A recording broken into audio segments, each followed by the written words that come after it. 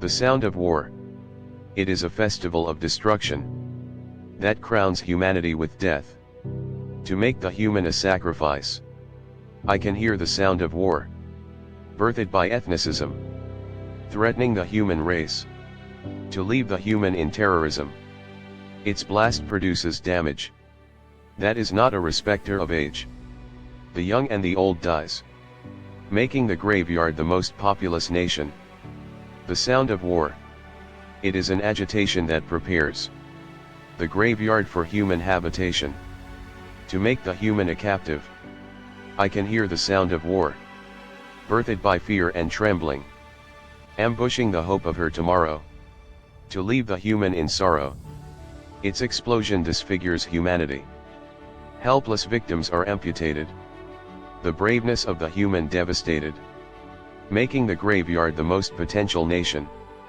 The sound of war.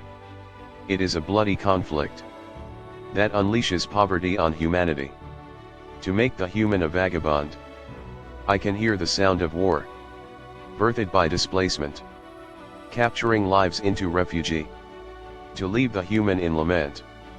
Its outbreak beats humanity to starvation.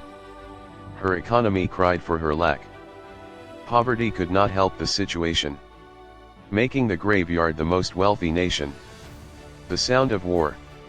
It is a combat that truncates the lifespan of humanity. To make the human a prey.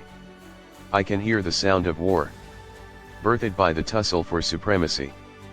Begging for an end to a peaceless humanity. To leave the human in a world of mercy. Its deadly turbulence offers the survivor condolence. Until the humans say no to war. The graveyard will remain the most dignified nation.